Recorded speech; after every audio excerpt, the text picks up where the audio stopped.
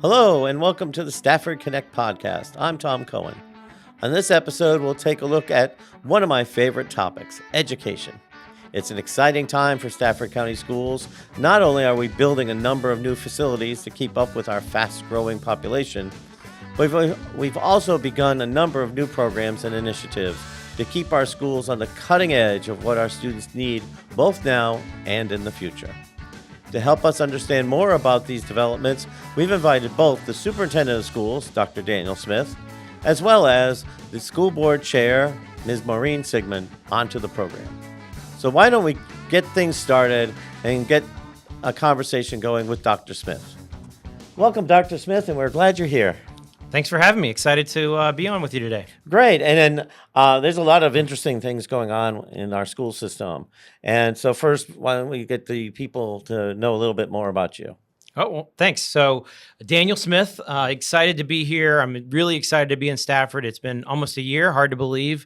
It's been almost a year since I first came to Stafford with my family to serve as a superintendent here.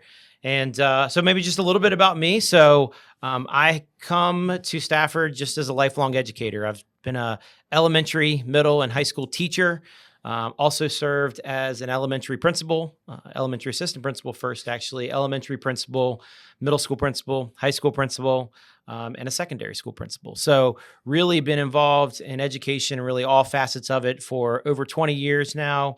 It's my life's passion, and so what I love doing each and every day. And so I think that's probably really what continues to drive me, is making sure we can try to meet the needs of each one of our kids, where they start with us, very, very young as 6 months in some cases, all the way up through when they're walking across that stage at graduation. So that really what drives me each and every day, and making sure that we can meet the unique needs of each and every one of our kids. I come to Stafford again with my family. We moved here. My daughter is a freshman here in Stafford Schools, and my wife is with me as well. My son's in college. He's a sophomore in college. And so it's just been great moving here, becoming a part of the community.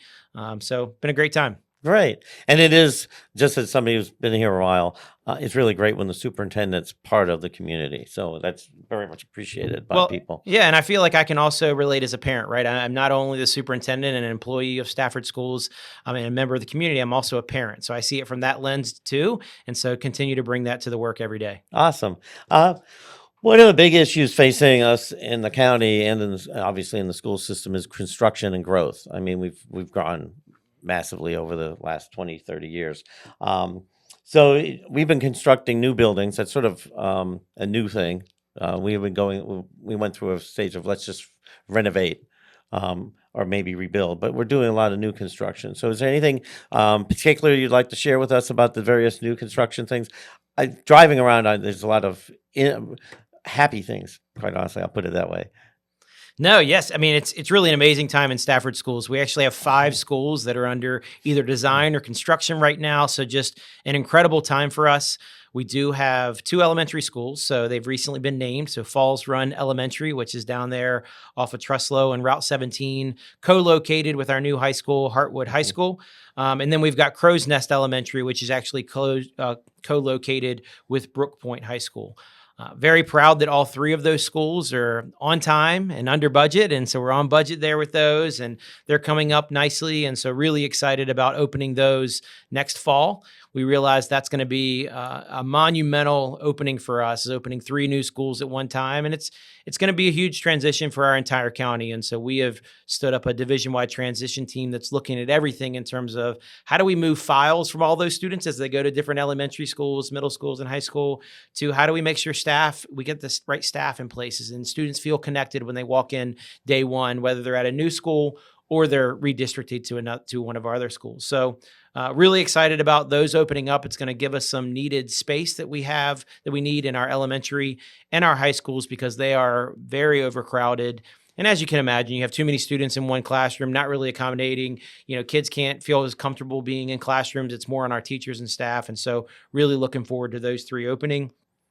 At the same time, we are starting design on a new Drew Middle School. So these are rebuilds. So rebuild of Drew Middle School. That was a real need that was approved by the Board of Supervisors. So starting on that design now. And then we are also starting on a new design for Hartwood Elementary School. So those are on 2 new sites. So those students will stay in those schools until the new schools are built. But just really excited to get underway there with those 2 schools at the same time. So 5 schools at one time. Just a really exciting time for us to think about how do we make sure we have those space, but also programmatically, how do we make sure we have the right things in place for all of our kids? And it's amazing after not having activities of such. I'm being diplomatic. But one of the awesome things that I've seen is how, and you mentioned it with the middle school, the elementary school by Hartwood High, the Falls Run, how quickly they were putting that up. I mean, I went by to check out Hartwood, and I pulled over and I was just amazed how quickly the outer shell was. I mean, this was early summer, just how much had happened from last spring to now. It's really amazing. Yeah, our folks have been doing a great job staying on top of it, staying on top of the projects and making sure they come in on time, that we're using the right materials, that, we have all the spaces that we need to. And so, it's been great work by our team. And correct me if I'm wrong, it's sort of like we're looking at a larger, I won't say footprint, but a larger capacity for the schools so that you sort of can handle the anticipated growth that is happening. I mean, it's not... which quite honestly is helpful because we keep growing and growing as far as population. Yeah, with our elementary schools, they were designed at a capacity, I think it's 1,070 is the capacity of those buildings. And we're actually, they're prototype schools. So we're using the same design for both the elementary school. We save on some design savings there. We'll use that same design with Hartwood Elementary and save there. And then on the CIP also is elementary school number 20, which will be the 4th prototype design there. So really saving there in terms of how do we build. We learn more every time we build them too. Where can we save some money here? What is this maybe a better design? And so it really works out all around for everybody involved. So that's what we're looking at. Yeah, it really seems the mindset has been really good as far as planning and learning. Amazing education learning from what you can do different ones, which is really a good adaptation of the skill sets. Yeah, no, it's been a good process, and we are continuing to learn each every day about how we can get better. And I think it's just to me, when I think about that, that's just really what our organization is about. How can we continue to learn? How do we continue to get better? We're not perfect, but we try to be perfect each and every day for our kids. And so, but how do we continue to learn and grow as an organization to better the work that we do in our community? And technology and construction sort of goes the same way. And what I mean is, for example, when Forge was built, a lot of the rooms had a little shelf for every room to have X number of computers. Well, then that's sort of gone by the wayside over the years in lockers, for example. I mean, it just seems as though society and education is changing and shifting. And so it's interesting, complex difficulty for you all to sort of like anticipate what's going to happen because these buildings will be there for years. Yeah, and so I think with those designs, we have to be more adaptable, and so we know that. And so I think a good example, if you were to walk into the Library Media Center at the new high school, I was talking with the folks the other day about that. Most everything is modular, right? So they're on wheels. So while you have the outer shell and all the bookcase and all that, but you have all these modular, so things are on wheels, so you can move them and adapt those spaces based on what a teacher might want to come in with 2 different classes to have a guest speaker or something maybe going on. We can be modular and adapt to that, and so that's what we've tried to build into some of those designs so it can be adaptable to the changing needs of our students and our teachers. That's excellent. And the other thing that has really been excellent is the enrollment and the sort of the projections and the mindset about doing that. At one point, we had maybe it'd be 5 over or 5 under every year, and then that changed, and now we're back to that. And it's just amazing how the right people and the right system, it sort of helps you in trying to anticipate what's going to happen. Yeah, it is. And so I think it's sometimes people don't realize how impactful that can be. And we're very fortunate to have an individual that works in terms of planning for enrollment and really looking at it, not only enrollment overall for our division enrollment school by school, looking at particular neighborhoods. How many do we project are going to move in and move out that have elementary school children, that have middle school children, that have high school children? And so he does a tremendous job to project those. We even project our number of students with disabilities and how many English language learners. And so we do a phenomenal job with that. We're usually within a few percentage points of that. And as you can imagine, that drives how many teachers that we need there. That drives how many material and supplies, how many textbooks. It really allows us to be so much more efficient in terms of planning for that school year if we can have accurate enrollment projections. And it's been great that how accurate it has been. And I compliment your organization and you and him because it's gotten back to the way back when I was doing stuff on one of the long range planning committee or the CIP committee with the schools, the citizen committee. It was that accurate, and it's so great to see that back again because that also builds trust with people. They understand you're making plans based on real numbers and real estimates. So thank you. Yeah, and I'll acknowledge it continues to be challenging. I don't know. I don't have that expertise, but it continues to be challenging when you think how many folks are moving in this one housing development, or how many people may not move in, and different work dynamics that come into that. So we're very fortunate to have that team to be able to look at that. And sort of jumping, and our population is getting far more diverse as far as the needs and just the general population and the elements of it, which impacts staffing and the planning of what you're going to do. Yeah, it absolutely impacts staffing. It impacts instructional resources and materials. It impacts our capacity and how we use different spaces. Because as our enrollment does become more diverse, students have other needs. So our students with disabilities continues to grow faster than our enrollment. Our English language learners continues to grow. And so that is more complex. And those populations, just like many others, it costs more to educate those students. And so we're required by the state to have certain ratios for students with disabilities and English language learners. And so we have to take a look at that. We have to look at the right spaces. Do they have materials translated in their home language, in the language they need?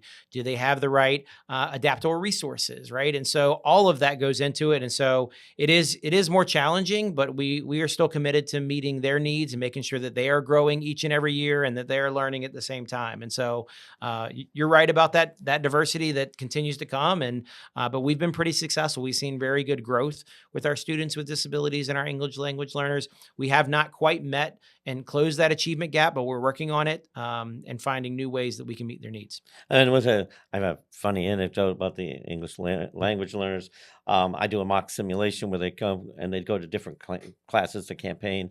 So one of the students was going to one of those classes, and so he could read Spanish, but he couldn't translate it. So the presidential candidate went to a class with his lovely speech in Spanish, and not one student spoke Spanish in the room, and he couldn't translate it. Yeah. So he had to wing it because the mentality or the stereotype is it's all people from Latin America, and it wasn't. Not one person in there was that, because we have 147, 150 different languages now. Yeah, I think we're about 120, but yeah, Okay. I mean, and so I don't think people realize how diverse we really are. When we think about the number of languages, and just because you're an English language learner doesn't mean you speak the same language as someone else sitting right next to you. Yeah, it's really it is an interesting dynamic, and it changes how you have to deal with and planning and lessons and all that. Yep. So And as you know, we have assessments. We use the WIDA assessment that tells just, their proficiency in terms of speaking English. And so we're able to work at that. And we make those adaptations throughout the year so teachers can see, all right, this student doesn't speak any English, this speaks some. And so we continue to work on that and then provide those assessments to inform our instruction.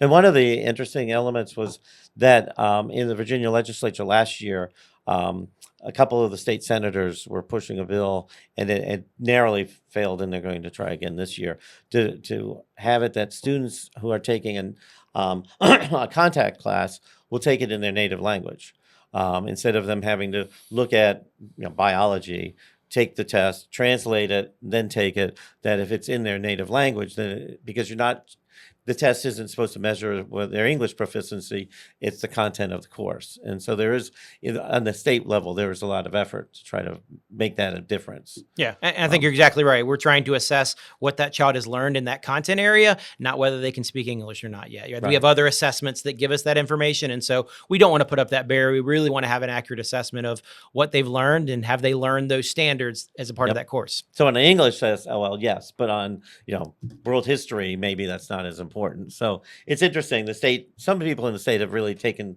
hold of what is good for the students in the system, which that's a nice feeling. Yes, absolutely. All right. Well, now we have some new programs and opportunities in the school system. The Empower Ed initiative that Stafford Schools has launched. And for example, you have specialty centers. And so at Stafford High School, we have EPIC, which is more, I'll say, construction-based, but I'm sure there's a better term. Mountain View has LEAPS, which is teacher learning and government learning, and there's other ones. So can you tell us a little bit more about those initiatives? Yeah, really excited about our work with specialty centers. And I think what's probably fundamental to those is they're based on local and regional job demands. So we first look at what are the jobs that we need here locally and regionally, and how can we prepare our kids for that post-secondary success? I'll share, we have a strategic plan. Goal 1 is also about every kid being successful when they leave us. And so whatever their path may be. And so we know when students graduate 12th grade, they could go a lot of different directions. So they could go right into college, they could enlist in the military, or they can go right in the workforce. And so whatever their path may be, we want them to be successful. And so the specialty centers were really built off of that premise in making sure we're preparing students to be successful here in Stafford and regionally. And so you're right. Last year, we opened up 3 new specialty centers. So the first is Leadership, Education, and Public Service, and that's at Mountain View. That has a criminal justice pathway. It has Teachers for Tomorrow, so our education pathway. It has criminal justice, law, and community leadership, that public service component. So that's one. It also has the IB program there at LEAPS at Mountain View. The EPIC Center, as you mentioned, is Engineering Professions and Industries of Construction. So those are construction trades, engineering, and we're working on some new pathways that we'll be unveiling here soon with our program of studies here next week in terms of how we can continue to be adaptable so that we can make sure we're meeting those local workforce needs for things like fiber optic technicians, data center operations, and the like. We also opened last year the CHAMP Center at Brook Point High School, and that's the community health and medical professions, really looking at medical assistance. It's also looking at mental health, community health, biomedical science and research. So having some of those medical professions there that we know there's a demand. We partner really well with Stafford Hospital and other local medical organizations to be able to provide those hands-on opportunities for those kids. So we opened those 3 last year. This year, we just opened our 4th one, which is the Business and Information Technology Center at Colonial Forge, focusing on business administration, cybersecurity, data analytics, and business information technology. And then, so as I alluded to, next week, we'll be proposing our program of studies for next year, and we'll be proposing 2 new specialty centers, our last 2 there, first at North Stafford High School. We are, the data from the community and then the local regional job demand is really pushing us towards some work around aerospace and supply chain, energy, navigation technology there. And then also looking at what was High School 6, now Hartwood High School, looking around arts, media, and production. So some pathways around those, really staying focused on what is the local and regional job demand and how can we prepare those students for those fields. And quite honestly, we want students to explore and we want them to take some of these courses. And if they don't want to go in that career path, we want them to learn that in high school, right? We don't want them to learn that after they've maybe gone to college or gone to training after high school for 2 or 4 years. We want to help them to really explore and learn what those fields are all about so they're ready to walk into those fields to really be successful and really achieve goal 1 of our strategic plan. And what's really amazing is there's a lot of things that are amazing, but it's like doing the career path and doing the things for careers. I mean, when I was on the board, that's what I pushed. And I think Sandra Osborne, who's one of your great people, was helping with that, so that we have the internships. And somebody at Brook Point got an internship because a lot of the county employees are getting close to retirement, water treatment plants and whatnot. And there are people who that's what they'd like to do. And so it was connecting the school system with what the needs are in the future. And that's a lot of what the specialty programs are, is looking at the job careers and what are needed and what interests are there and where you can go for a future. No, absolutely. You're right. Every single one of those pathways have what we call work-based learning experiences built in, which is what you're talking about, having those relevant, meaningful experiences, not just sitting in a classroom all day, right? Going out and seeing what that looks like, whether it's job shadowing, it's an internship. And all of these also end with a capstone experience for those kids. So they can really apply what they've learned. Here's what I've learned during my time in school. Here's what I've learned in these pathways in my field experience, and here's how I might apply that. And so that's really special. The two I did not mention, but are still pathways for us, is we are a part of the ATI Lab School, so the Advanced Technology and Innovation Center there at UMW, and then we also have the Commonwealth Governor School. And so just two other examples. Kids have so many different options, and really just to be able to explore their paths, we can meet their needs. Right, and that's really neat. So how would a student get into any of these particular programs? So the first step for us is we'll go through the program of studies, and so that will be proposed to our school board in October. They'll approve it in November, and that really kicks off for us. That says, here's what we'll offer in the upcoming year. Then schools will go through a process to start to advertise for those. We host what we call discovery nights at every single one of our high schools, where parents and kids can come and learn at the different specialty centers. And so just because one discovery night might be at, let's say, Mountain View High School, they're not just going to showcase LEAPS. They're also going to showcase EPIC and our business and information technology. All of them will be there. And they really travel around to all the high schools so that our middle school students and current high school students can get a taste of what that's like. Then we will start course registration. So our counselors work with our students to identify what courses and what specialty centers or pathways they might be interested in. And so they'll apply for those. And we do go through a lottery system. And so they will apply what's their first, second, third choice. And we go through a lottery system for them to be able to select students for those specialty centers. We let them know. And if you didn't get into your first one, you stay on the wait list until you may get in your first one. And so that's really how we go through that process to allow all of our students and parents to see what they're all about and to try to make informed decisions about their future. Awesome.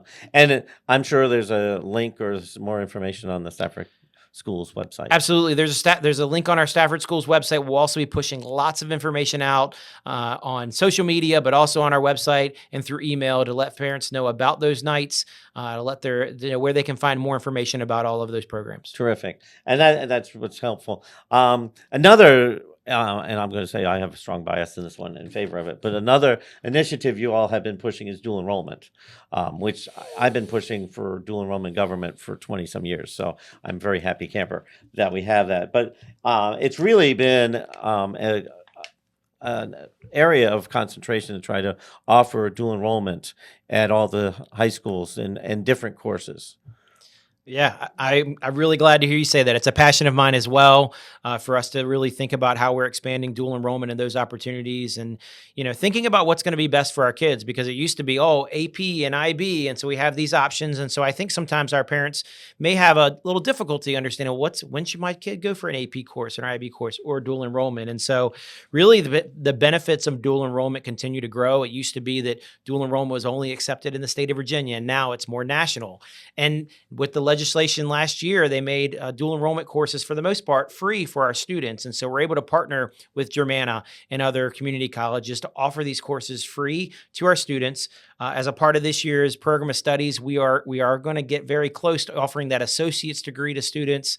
We're going to try to roll that out so that students can actually get their associate's degree before they walk across stage and get their high school diploma. And so we're looking forward to starting to roll that out so they can take those courses and they can get that associate's degree. And the nice thing about dual enrollment, it is about their performance over the entire year, not a one-day test on a test to see whether they pass or fail. And so it is really more accessible for our students, and we're seeing a lot of benefits. And it's really what I've taught AP for decades, and I've taught DE the last 2 years. And what's really nice is that, you could get a 5 on the AP test, but depending on the college, they won't even accept it.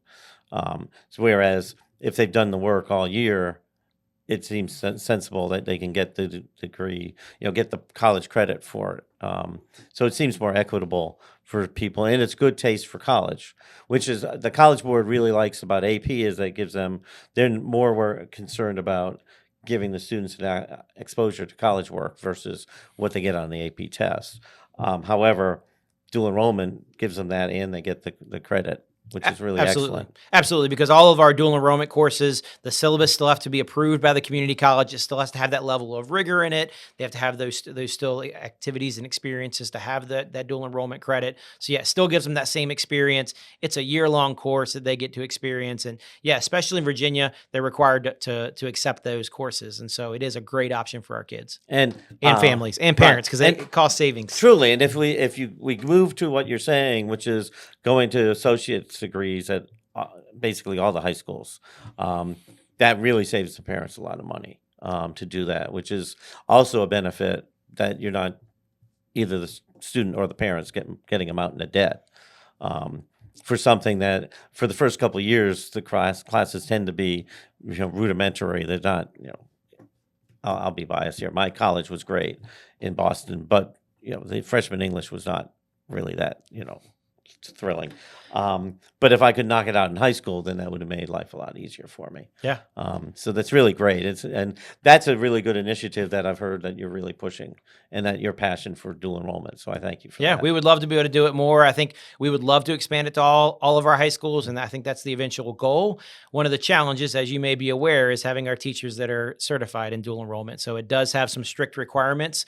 In order to be able to teach dual enrollment, you've got to have 18 hours within that content area, have a master's in that content area. And so that's one thing that we continue to battle, but it does take some time sometimes to get teachers certified to help them to get that coursework under their belt. So that's one of the things that's really holding us back right now. But we have some plans in place to help support more of our teachers to get certified and endorsed to teach dual enrollment. Terrific. I got that's bad grammar. I earned my second master's in poli-sci by going to American Military University, which I wasn't in the military, but they have classes starting every month.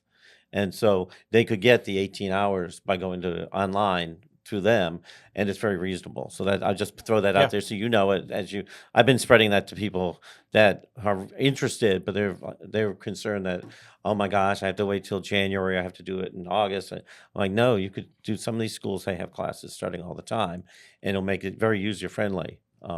You can do a class that you double it over winter break, and you could knock out a lot of stuff. Yeah. Thanks for sharing that. We always look for options for our teachers. We try to work with them on what's going to work for them in their schedule and help encourage them to do that. Awesome. So any other initiatives you'd like to talk about? That particularly middle schools. I'll be honest, I know a lot of the high school universe, but I'm not well versed in middle and elementary school. I'm sure you're doing new stuff, but nobody hits me over the head with that. So yeah, I think at the middle school level, let me start elementary too, because it's really come into middle school. Is the Virginia Literacy Act really helped us take a laser light focus on our students and literacy. And so we are now taking a look at where our students are, even in more depth, and designing reading plans. So students that are not meeting particular levels in reading are getting individualized reading plans. And these are not just, as we would think about individualized plans for students with disabilities, any student that might need that assistance. And so really it's requiring a lot more resources in terms of intervention and supports. We are doing more in terms of the electives on the elementary side as well. You'll see them in some of our schools. We're doing some more work with STEM and maker spaces, and really thinking about how do we learn with our hands and the creativity component, because we're still really focused on those 5 C's as we think about critical thinking, communication, collaboration, making sure that our students having those problem solving skills. And so you'll see that more in elementary, middle, and high, but some of the things we're doing at elementary. At middle school, you will see we're expanding some opportunities for them. That's where a lot of your clubs really ramp up around some STEM programming. We're seeing more around robotics and some of those programs. I was at a middle school the other day that's doing some stuff with esports and some of those programs there. Thinking in middle school about some of our electives and how do we prepare those students with electives to really explore some of those so that they can start to make some of those informed choices, as we just talked about a few minutes ago, in terms of what those pathways they may want to consider as they get into high school. And so really just trying to understand student interest there, but also infusing what we're doing in elementary school. That Virginia Literacy Act is now rolled to middle school. And so now we're developing reading plans and math plans to support our middle school students as well. And for those who aren't immersed in all these anachronisms, STEM will stand for? Science, technology, engineering, and mathematics. And then we'll put the S there at the end for social studies. But And some put an A for the arts as well, so they make it that's STEAM, right. right? So Yeah. Then, as a side issue, because I know how much the Stafford Schools works with the community. I mean, you have a lot of community partners that just do it and do different things. So, if you want to touch on any of that, do that which you're doing, or sit there and tell anybody who's a business member or retired or whatnot that would like to help the school system, you can give a shout out now, and um, then they can get a hold of you. yeah, no, thanks for that. Last I checked, we have over 200 official partnerships that we have. And so we have a great community engagement team that really works to build on those. We talk about, we really want our kids to have relevant work experiences, right? Relevant learning experiences. And so we need those community partners. We actually have a great community advisory that I work with. And so we have about 45 folks that are a part of that. Would love to have more organizations represented. If they're interested, definitely can reach out to our community engagement team or reach out to me, and happy to connect them. And that's really been our community, a faith-based business leadership group that we've worked with to understand our school system and our needs. And they've really wrapped their arms around us in terms of providing, support just in terms of experiences. They provided some financial support. If we need backpacks for kids, they've really chipped in just all the different things to really wrap our arms around our school system. And so they've been really instrumental. Last meeting, we were talking about those work-based learning experiences, the internships, some changes we saw from the state level and how we can adapt and a change to that. So, we really want to reach out, and we want folks to reach out to us and find how we can partner together. And really for us, it is that partnership. It's not just around what groups and organizations and business can do for us, but what we can do for them too. And so we really talk about that, how we can support one another, because we are all one Stafford. Right. And I was down at Del Webb, and I think it was there with Susan Randall.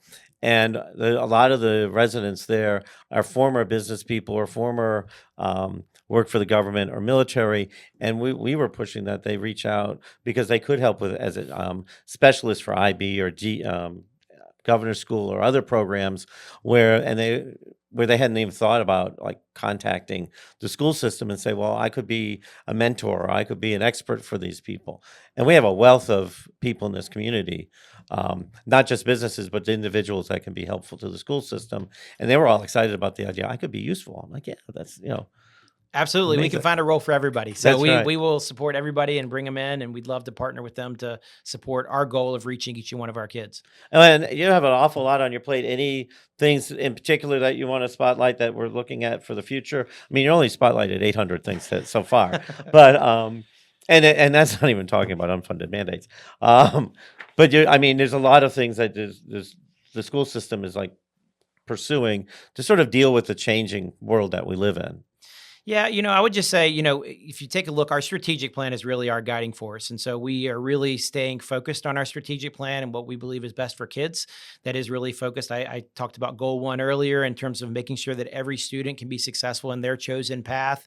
Goal 2 is around high academic achievement. And so that every student is learning every day. And so that's been us really drilling down on, we call it tier 1 instruction. What is the instruction that every student gets? And how do we make sure that is of the highest quality, taught by the highest quality educator? And so how do they make sure our teachers have those resources? They have the curriculum to do that important work. Goal 3 is about a welcoming, safe environment. So that gets to our facilities to make sure our students feel loved and supported when they come in a facility that works for them, right? In those spaces they feel comfortable. And then goal 4 is around investing and supporting all staff. We could not do this work without the amazing team of educators that we have. And so, whenever I think about what the work that we're doing, that's really our guiding force. And we stay focused on that because we do believe that's best for our staff and for our students. And we know that that'll help us to reach our goals of making sure that every student learns every day, so we can see that growth over the course of the year, and they can be successful and they can come back and work for us in Stafford County or Stafford County Public Schools when they graduate. Which we have a lot. And one of the things I've noticed, you like the word we, which is very nice. It's not I. It's it's a whole effort. And so that's this is what I've seen you peripherally at different things, but it's the first time I've had a real sit down with you, and I'm just really impressed at the we attitude, which makes us all go we. Sorry. It's just really, I just had an observation is that it's like it's a team. It's all of us. It's not just you. Yeah, So I appreciate compliment it. you on Thanks. that. Well, I appreciate that. I recognize it's not about me. It's really not. It's about us working together, and I bring that collaborative leadership approach. I don't pretend to know it all, and so it's just about surrounding ourselves with great people, working on a great team with Stafford Schools, and together we can do so much. And so that's where I'm all about us, me, all of us continuing to grow a little bit and learn a little bit every day. And if all of our kids can do that, all of our staff can do that, we're going to make huge strides as a division. And I'm excited about what's to come. And you're always out and about. I mean, I will say that it's like I'm either hear of you being somewhere or I see on Facebook you're somewhere, which is really great because, and as just a personal note, the fact of your resume that you've done so many things is really terrific because then that makes it a lot more buy-in by people that you've gone through the system on all levels. I already said I don't know very much about middle and elementary because I've never taught it. So therefore, but you've done like all levels, which is just really awesome. I think it really helps to have that experience and that perspective. And, I try to stay connected with that at all times to make sure I'm in classroom, I'm talking with our teachers, I'm talking with our principals, our paraprofessionals to make sure that we have that perspective in mind because, if not, it can get lost. And so that's why I'm also trying to be out in the community. I was at the fall festival this weekend with our scout bus and just talking with folks and listening to what their experiences with our school system. That's how we continue to stay in touch. And that's how we can continue to do our best work. Terrific. And so we always we try to end the program with a story. If you feel comfortable sort of relating a happy little story or or observation about Stafford. Yeah, I would say when I think about Stafford, one of the things that probably has surprised me a little bit, but a pleasant surprise, coming to Stafford, I didn't think I knew many people, but I've made so many connections already. And I would say probably the most connections I've taught adjunct faculty, or I did. I no longer teach adjunct faculty for about 10 years.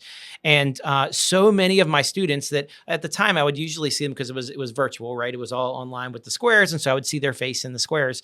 But I have met so many of them that work in Stafford schools. And so I didn't realize that I was doing so many cohorts or having so many students in the class from Stafford schools. So many of them work for Stafford schools, and it's been great to reconnect with them and meet them. And they've been some of the folks I've been closest with because I was in class with them. And so that's been great for me in terms of meeting those folks face to face and now being able to work side by side with them to move the mission of Stafford schools forward. So that's something that comes to mind for me. And, I'm sure as being a parent in Stafford schools, I'm going to have many more of those as my daughter works through high school and works through that and just being in so many community events. So just looking forward to continue to embracing the Stafford community and being a part of it.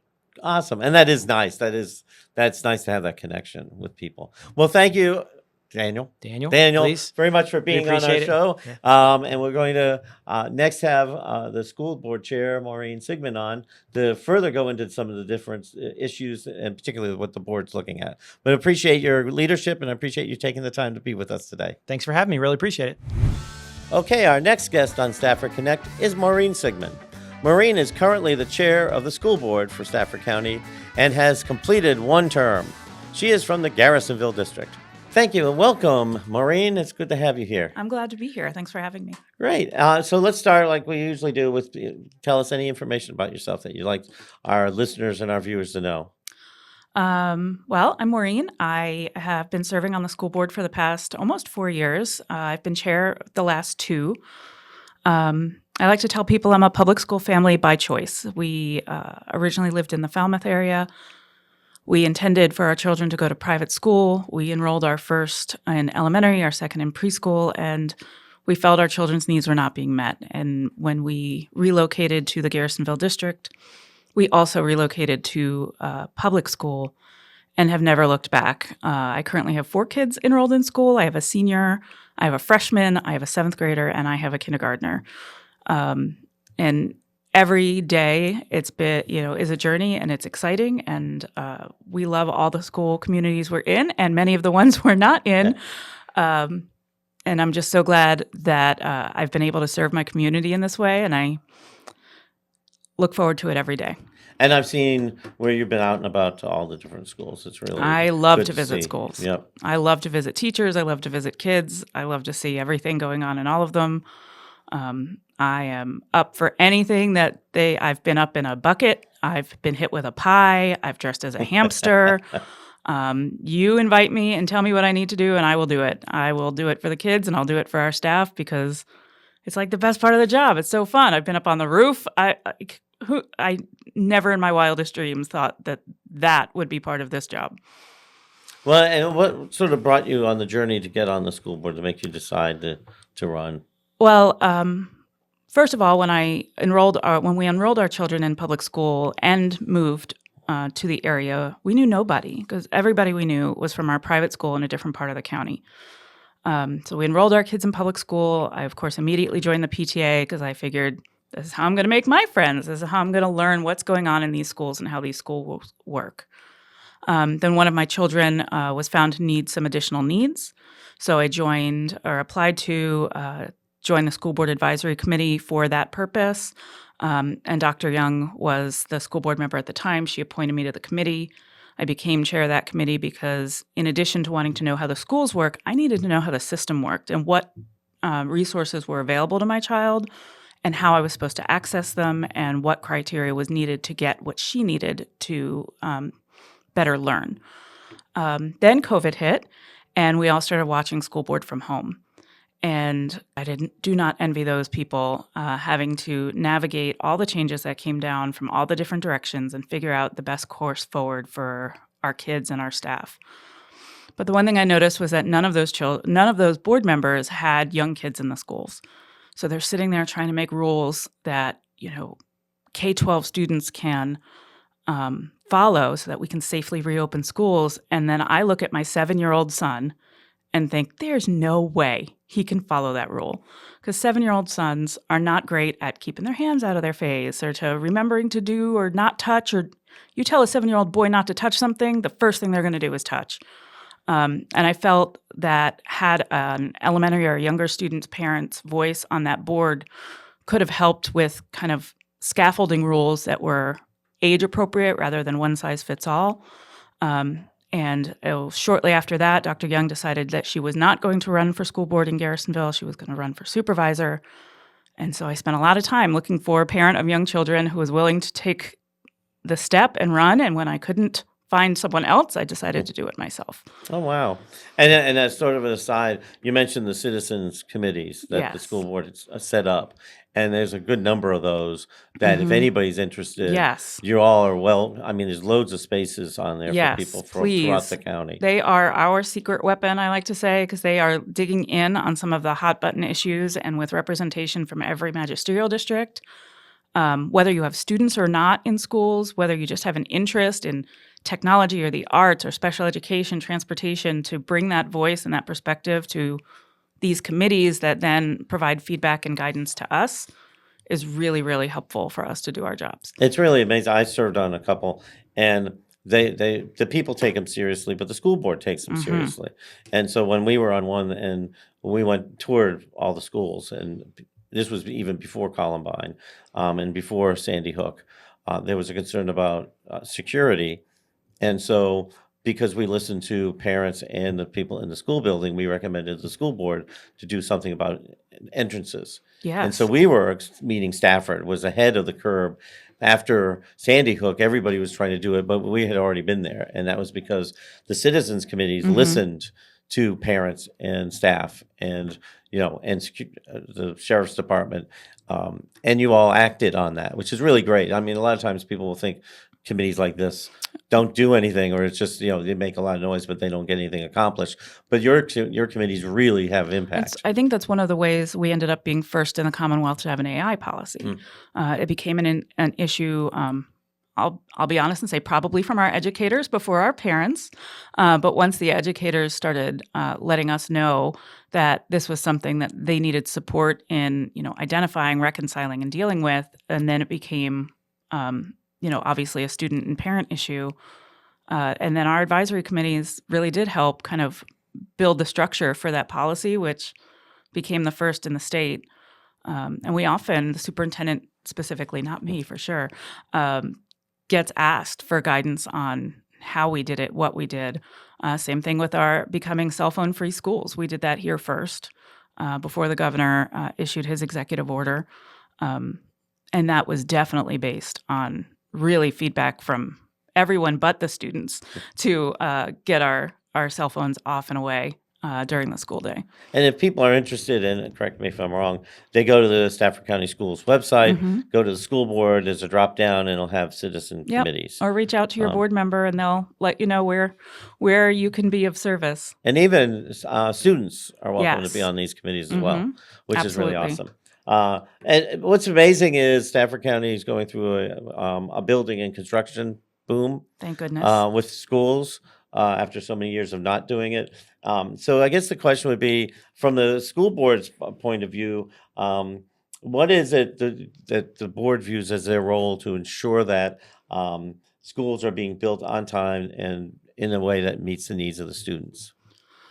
There's a couple of factors that we look at. One is we as a community need to decide what we want our schools to look like.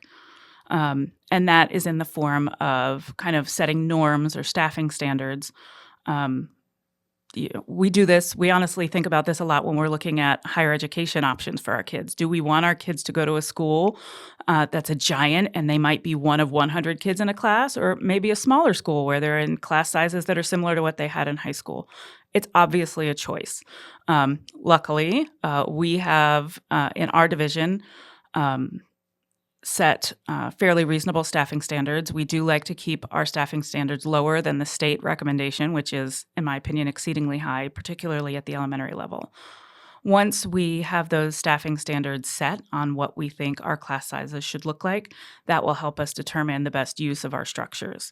And then we have I know you're familiar with Mr. White and his magicianship on analyzing the growth patterns in the county, which takes into account not just the growth we have, such as new houses or new residences coming on board, but it looks at the growth rate, the birth rate. It looks at the cyclical turnover in neighborhoods, on how often that, maybe the empty nesters move on and sell to a nice new family with lots of little children that will start coming through our schools. And we look at all of those things, what our attendance zones look like, and that helps us determine where we might see a boon in growth, so that we can keep the Board of Supervisors, and this is the most important part, apprised of what our concerns look like, where we expect the growth to be, what we think is the best way to approach that growth. Prior to these schools opening, we couldn't redistrict anymore. Every school was full, few seats here, few seats there, but nothing that was a sizable chunk of space where we could move students, and we hate to move students.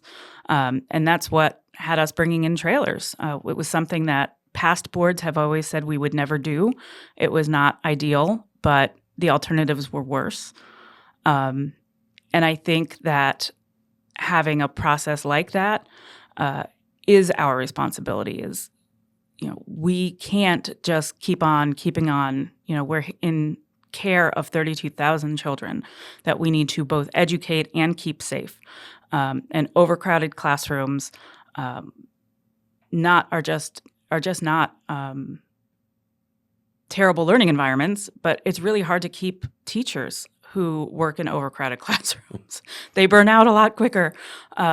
So keeping in mind what our vision is for our schools and for our community, keeping that at the forefront of all of our conversations, and making sure our supervisors are aware of that, and having this 10-year projections, which we share all the time. It is a very popular chart on where we expect the growth to be and then how we plan to manage that.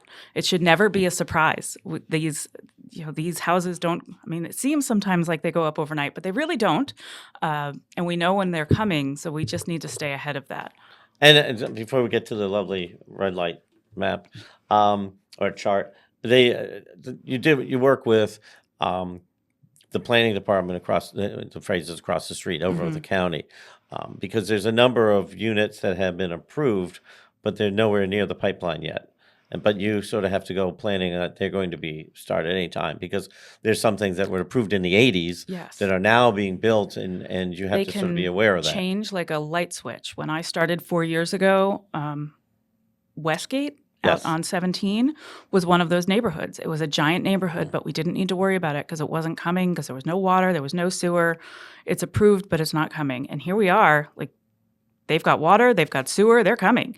And that is one of the reasons that a Heartwood rebuild became so essential for our county, was to have space available not just for the condition of the existing Heartwood building and the students and faculty there, but for this growth that we now know is imminent, because we've been in trailers on Route 17 long before we were in the northern part of the county.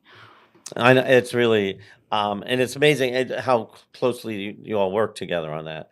And Mr. White or Dr. White, Mr. White does a phenomenal job. Remember, way back when there was the standard thing was that the numbers were either over 5 or under 5. That's how accurate we were. Then we went through a time where it wasn't so accurate. But he is back to the phenomenal predictions, because it is so. I mean, the science that he uses and the methodology he uses is really great. And so if anybody, and I'm not going to hold this up so that people can try to read it, but there's this lovely, still called the traffic light or the red light chart. The chiclet chart. The chiclet chart. Yeah, I don't like chiclets. I don't like them. But it tells you when, you see green, there's capacity, yellow is getting close to full, and red's over capacity. And it gives you a good flavor for the projection over 10 years. Yes. And that's on your county website. Again, pretty easy to find. Yes. And as you said, it shouldn't be a surprise, because it's there, and it's sort of adjusted with anything that comes down the pike. If anything gets approved or somebody finally submits plans. Right. Or, as often happens, somebody's doing by right development in other parts of the county. Down my end of the county, though, like I'm just sticking in homes on Coldbrook Road, and it's like, okay, there's 7 homes now, and so now it has an impact.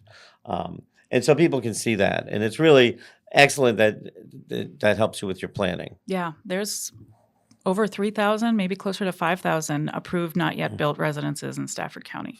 So we track those very, very closely, because they can put up those developments quicker than we can put up a school. So we need to be prepared for anything that's coming. One of the other things that is going on in the school system are new programs. And you've done a whole bunch of new programs that have been innovative, particularly, and again, this is where you said the beauty of somebody who has knowledge about elementary. And Yes. I said this to Daniel Smith as well. I mean, I don't know what's going on in middle and elementary school, because I've always been high school. But at the high school programs you've created, you've expanded dual enrollment, yay. But you have these centers that are going on. So what sort of made the board sort of look towards doing different things that way, as opposed to the age-long? I've been in the county, I mean, I think this is my 30th year. There always a debate. Do we have a career center like Spotsy, or do we put it here, or do we do this? And you all have sort of gone an innovative way of looking and creating programs to help people get jobs. Right. In our new economy and our new way of doing things. So what sort of made the board sort of go for that aspect? Well, I think that was twofold. One, it is a better use of our resources. Previously, we would try to place programs at geographically disparate areas, so that you might have something at Brook Point and Mountain View, or something at North Stafford and Stafford, so that children at either end of the county could access those programs. But there wasn't a clear way for students not at those schools to figure out how to get in there. And it was kind of haphazard. And then as we added choices, it became difficult to keep those programs afloat at one or another. And one program might go away because it was under-enrolled, but we'd still have it somewhere else. And then you'd get somebody at a third high school saying, well, if it were here, I would go. So what this has enabled us to do is kind of consolidate these programs into one place, and then figure out a system for bringing the students who are interested to one location, so that we can centralize our staff, centralize our materials, resources, and kind of cohort these students with similar interests into one location. I hate to talk economics when we're talking about children's dreams, but when we can economize in what we are doing, our resources just go that much further.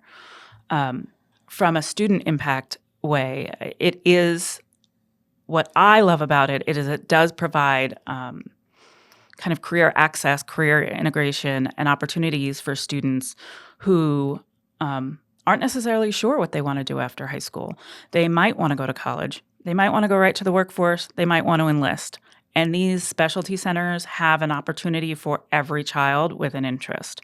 I am always looking at what is the graduation to job market strand, as we call it, because I think that is, one, the best for our students to know that they are employable. I think that takes a lot of stress and anxiety off kids and parents to know that if none of my college options take out, if that doesn't go the way I want it to, I can still get a job.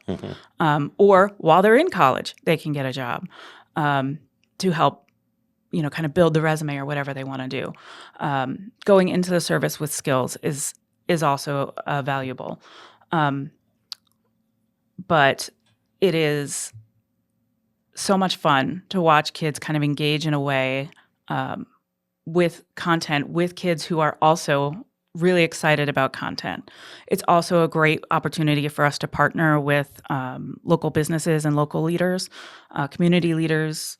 The program at North, or not at North, at Mountain View, we partner with the sheriff's office. We are doing future educators. We are looking at local government. We're working with the trades down at Stafford High School.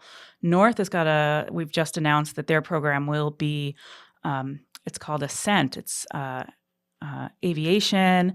It's going to have drone GIS. It's going to have all this really cool stuff. And every program we have at every high school is tied to the local job market. It is essentially a requirement for us as a community. If we're going to put these in, it is going to be tied to a need right here in our kind of our regional job market, so kids don't have to look outside our community for employment. And our employers locally are helping us to kind of build a better workforce so that we can keep our talent here in Stafford, which is kind of my secret love about these programs. Well, and it's really neat. You've also expanded internships. Yes. Which are, with the county and with other corporations, companies, which is also another avenue for students to understand that there's job markets that you can get, that you don't have to go to a 4-year college and get a mountain of debt. Right. You can go into a career which you find interesting and hook in, and often, for example, the county, water treatment, for example, which somebody at Brook Point went through. Once they get hired, the county will pay for certain type of training for them. And so they can stay there as a career, for multiple years. It's not just I'm going to make some money and then do whatever. It's, I'm interested in this, and this is a career type path. And it's nice. It's a nice idea. And then the other part that kind of maybe intended, but for me was a surprise consequence, I guess, was that we then get to back that into our middle schools. 6th grade, I forget what it's called, and I'm sure it'll come to me as soon as I get in my car to go home. But 6th grade, there's a class, Pathways to Success, I think it's called. It is a state-required elective, which is an oxymoron, but that's another story, where 6th graders are supposed to start exploring their career aptitudes and what they might be good at, and based on what you're good at, what does that look like for a job? And we have a kind of like a career day. We had it at the airport, and we brought all of our community partners out, and we brought all of our 6th graders all at once to Stafford Airport to explore all of these future employers, future career opportunities. We got to see all this cool stuff. Because in 6th grade, they're starting to think, well, high school's next. Well, now I've got all these choices on what I want to do in high school. And even if they don't want to go to a specialty center or an academy or whatever we want to call it, it does help them choose, like, what electives might I be looking at for middle school and then for high school as well, so that regardless of what they decide to do once they finish K-12, they've been thinking about it long enough and kind of can get a plan in place so it doesn't sneak up on them. Right. And that's one of the great things that you all have thought about, is that you started these centers at the high school level, but you're thinking, well, when the student comes up from 8th into 9th grade, it's like, oh, I have to pick. Where you're now thinking, no, we're going to start them in the younger age, whether it's a mandate or not. It just makes sense to have them start thinking it, so that when they're doing their scheduling from 8th into 9th, they're sort of thinking on that avenue. Well, I love that we've taken this class that is looked at as like a state requirement made it into something that like kids are actually looking forward to because they get to go to this cool thing and explore all this stuff. And I had a 6th grade son, and I embarrassed him by attending this event with him last year. And every name badge every student had on the back was their aptitudes from whatever software they use at the middle school. So if you had, this orange or blue or whatever based on what your skill set was, it matched to things on the map or the centers that were there. So it gave them a little bit of a direction, but allowed them to kind of still choose. And if they're kind of looking around and they're overwhelmed by the choices, it at least gives them an opportunity to be like, okay, I'm just going to look for the blue tents or the red tents and start there. And I think it was just really well executed, and I'm looking forward to it again this year. That's really neat. That's a good idea. And for the Chart Your Future, by the way, for the high school, maybe the same mentality. Because you go in and there's just like this wealth of stuff, but you don't know where to go. Right. Which is why I love going, because I know some of the different agencies. Or somebody might be, think VDOT. Well, VDOT's just standing on the side of the road holding a sign and flipping things around, stop and slow. And I'm like, no, somebody I taught at Brook Point is head of public relations for our local agency. Somebody who I taught at Brook Point is working down in Richmond as an engineer. Right. And so it's not just what the little view with what they think they see. There's way more to it, and they may not have gone to that tent or booth without thinking, oh my, there's other stuff that's there besides just standing on the side of the road or something. So that's really neat that we do that. That's coming up in November. It should be, Yep. yeah. Mm-hmm. All right. So we're changing my voice. Besides the population changing and growing, in the demographics, what does the board think about shifting and setting priorities with the different demographics, in different, many different languages and many different cultures and many different needs from different people coming in our population with the different, IEPs, 504s, Right. et cetera. Well, I think that we are always looking to prepare for the school division we want, for the community we want. And I think that when we have a good structure in place, it provides us kind of the scaffolding within that structure to provide for really any student. All of our students have needs. Some are more than others. Some are more social emotional. Some are definitely more financial. Some are more academic. Some are language support. And when we are kind of prepared for anything, we're prepared for anything. And hopefully we get enough notice to kind of pivot. We do see a large, one of our fastest growing communities is our ESOL community. And the state recognizes that, and the state has stepped in to provide some additional resources. We are seeing an influx in our special ed population as well. And that is more difficult to navigate because it is more closely controlled at the federal level, which tends to move a little bit slower than we do here locally. But our educators are excellent. We've put these special education department chairs in every building, so there's an expert in every building to meet the needs of any student and family that walks in the door. So I do like that we've instituted these kind of deans of students in the high schools, and I would like to see kind of more specialists in our buildings to kind of meet the needs. And we do try to predict what those needs are. So if we do realize that a school has a higher than normal or a higher than average not special education, ESOL population, we will place a family engagement coordinator there to help.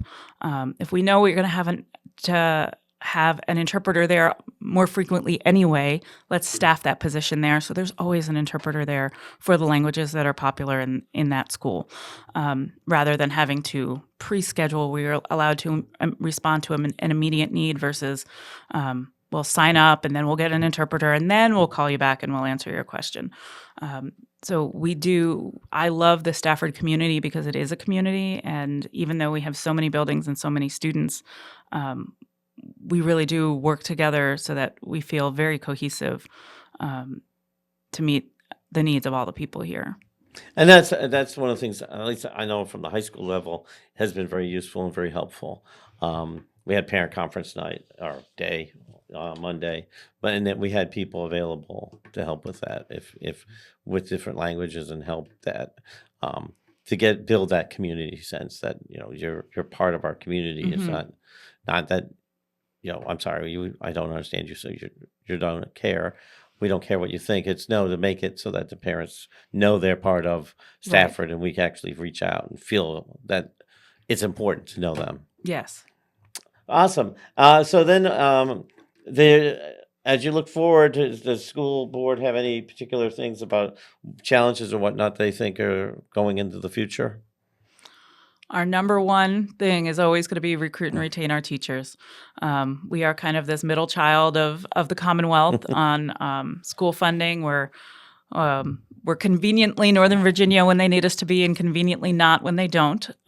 So I know that my board feels very strongly about the state moving forward with kind of a better funding formula that is more reflective of the needs, that is actually student focused rather than staff focused. And I mean that in how they count. Most states or commonwealths will say, oh, you have this many students, you get funding per pupil. And in Virginia, it is the opposite. It is you have this many students, therefore we will give you this many teachers, and we will only pay for about 40% of those teachers. Anything above that, you pay for locally.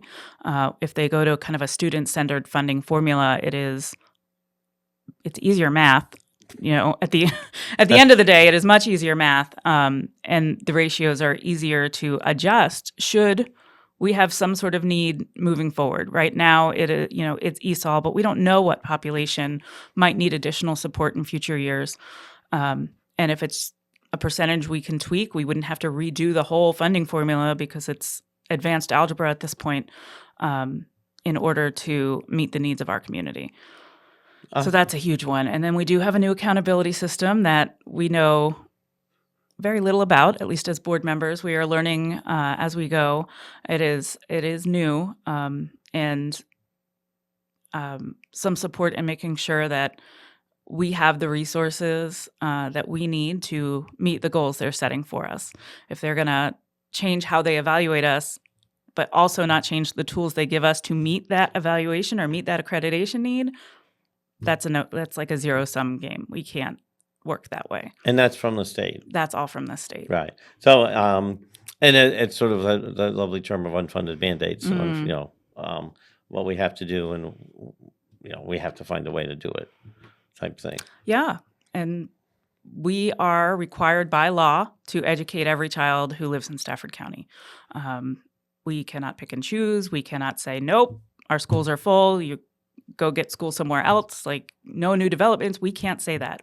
Every child that lives here, we love and we welcome them, and we are glad to have them. We just need a little more help to get us there.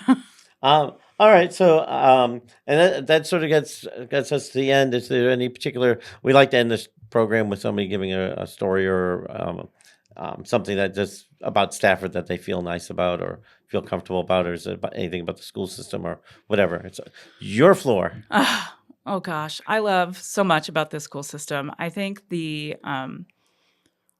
one of the things that always surprises me and never surprises me is how much our kids just love to serve our community. Every time I go to any building, they're doing a drive for this or collection for that, or connecting with members of the community. They're writing letters to police officers or to residents in nursing homes. They're collecting for the food bank or the animal shelter. We band together to fight hunger, right? Like, our kids are led by adults who are doing that, but they're learning that. And that, reading, math, English, whatever they're learning in the classrooms is one thing, but we're creating future citizens. And even at the kindergarten level, this is something that I see and that we are instilling our children to think about themselves. I've gotten emails from high schoolers this week who have ideas for a fundraiser for a nonprofit and want some support in connecting with people in our division or in our community to get that off the ground. And I can teach kids a million different things. Maybe not me personally, but you could. But But teaching kids to care about those around them is just incredible to see every day. I know it's interesting how character development is like crucial in every grade level in every subject, and it's often the largest thing that we do in the classroom. Yes. To a certain degree they're stunned. If a teacher says they were wrong and made a mistake, they just really don't understand that that's acceptable. And it's like, yes, that's life. Right. Everybody knows you make a mistake and you admit it and you move on. And maybe you show kindness and compassion to somebody who makes a mistake instead of just being harsh. Right. And then they it's like that insurance company where you pass it forward. You just keep doing something nice and the next person realizes it. And so the October is anti-bullying month. And so we're being very strong on stopping bullying. I know the school board has done a lot of programs to try to stop that. And our student reps have kind of taken that on as well. And they carry that from rep to rep. It's an issue that we've only had, 2 reps and 2 alternate reps since we've started this, but both have really honed in on kind of that mental health and anti-bullying.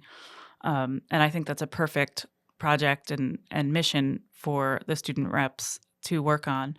And to have that student perspective on what would be impactful. Because again, I know what I would tell my kids, but to hear from other teenagers what message would help them make things better, what message would make them feel better, rather than adults thinking they know the answer for teenage kids. To have them at the table with us while we're making these plans is really invaluable. Right. Well, having you here has been invaluable as well. Oh, thank you. I like segues. So I thank you for coming, Maureen, and all your work you're doing on the school board. Thank you so much. You've been excellent. I've enjoyed working with you when I was on the supervisors. So, Well, I did too. I learned a lot. And it was, and waving traffic too at Ford. Excellent traffic crossing guard, traffic guy. We definitely miss you. Well, that and holding doors are my strongest suit. So, but thank you for being on the show, and thank you for your work. Thank you. Again, thanks to our guests, Dr. Smith and Chair Siegmund, for their insights today. And it looks like that ought to do it for this edition of Stafford Connect. I want to thank you for joining us on this episode. We do appreciate you, and we hope that you refer us to all your friends. And while we're talking about friends, we want to thank our friends at Tilly's Ice Cream for their continuing support of this program. Tilly's is located at the Ferry Farm Shopping Center at 215 Kings Highway. Fall and winter hours for the shop are Wednesdays and Thursdays from 2 to 8 p.m., Saturdays from 2 to 9, and Sundays from 2 to 8. So next time you're in the area, stop in and treat yourself. You'll be glad you did. Until our next episode, I'm Tom Cohen, and you're listening to Stafford Connect podcast. Stafford Connect is a River's Edge Media original podcast. You can listen to the show anywhere you get your podcast or catch it on video on our YouTube channel. Stafford Connect, the conversation begins here.